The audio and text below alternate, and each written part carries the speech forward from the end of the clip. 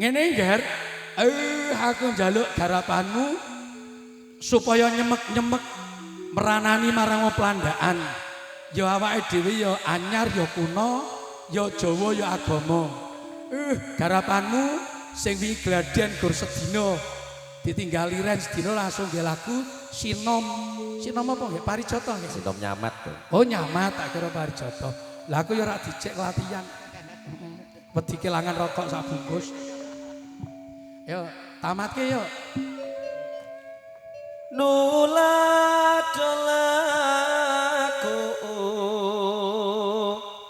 tomo Kanjeng Nabi Muhammad Rasulillah banget pinuji numrah Yo padha ndereke Kanjeng Nabi supaya pinuji.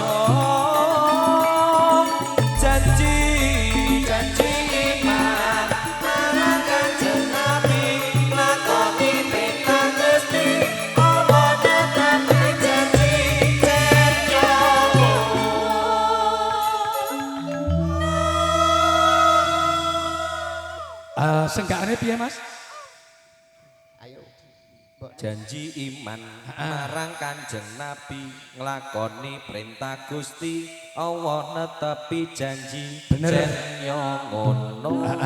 Memang awake dhewe janji jaman biyene kandungan wis tekoni karo Gusti Allah Mas.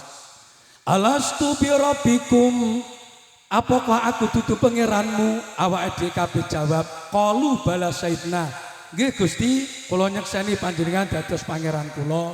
Mula awake dijanji marang Kanjeng Nabi ibadah marang Gusti insyaallah niku sing paling aji. Bener.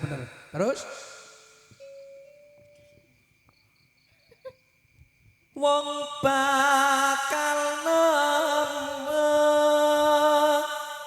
nemokke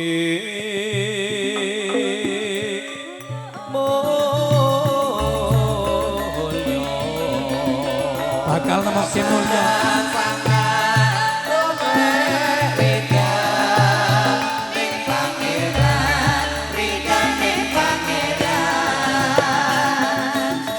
Kanikmatan kang sejati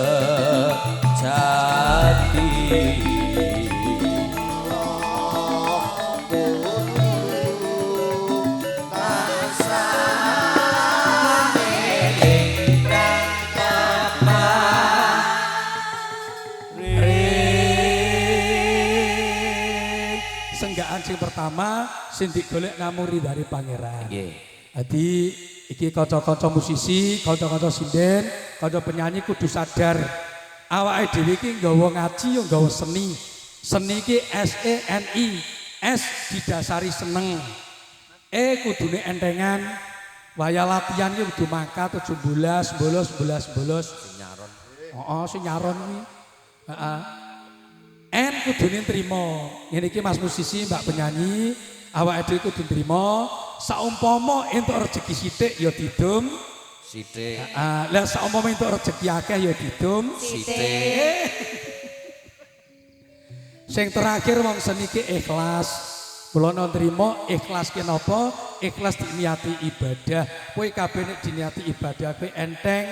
Awake dhewe iki kerja seni, sing penting atine awake dhewe seneng. Donya bondo ki namung sekedar sarana.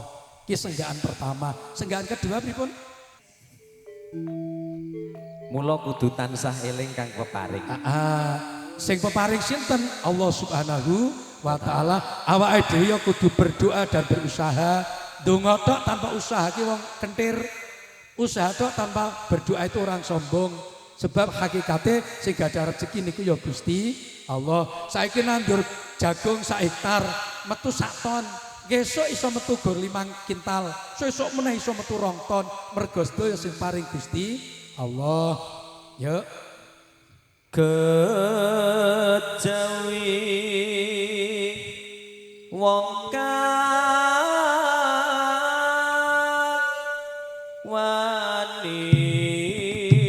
wani marang Gusti wani marang Nabi tinggal perintah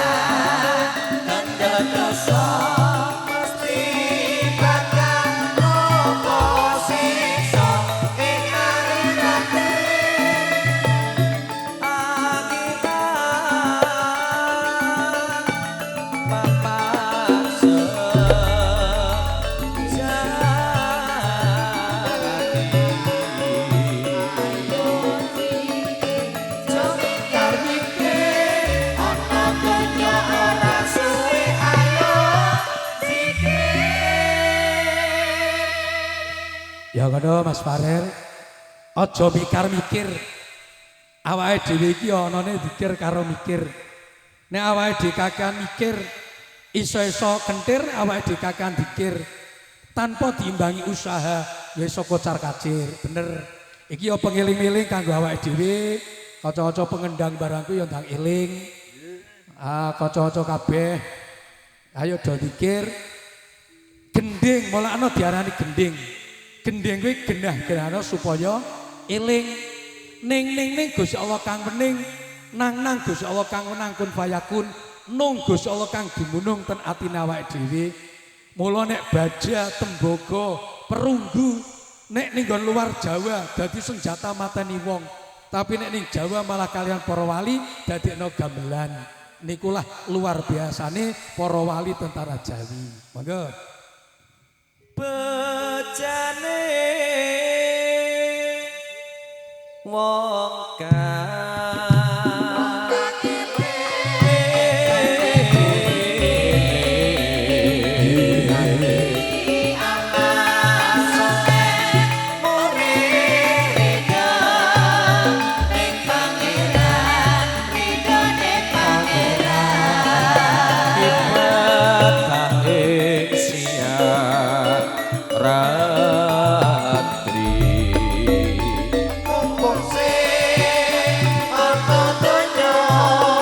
Mumpung isane donya roti Allah ayo mas padha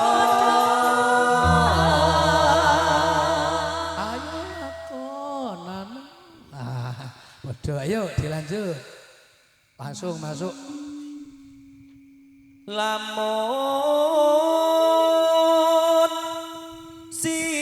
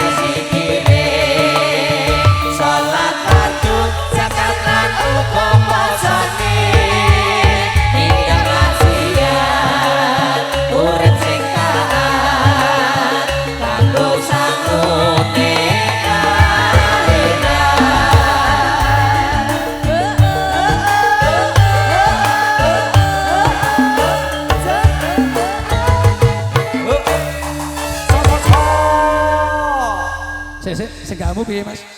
Segamu iki piye? Kok terakhir bakso kok ngono. soto Wis do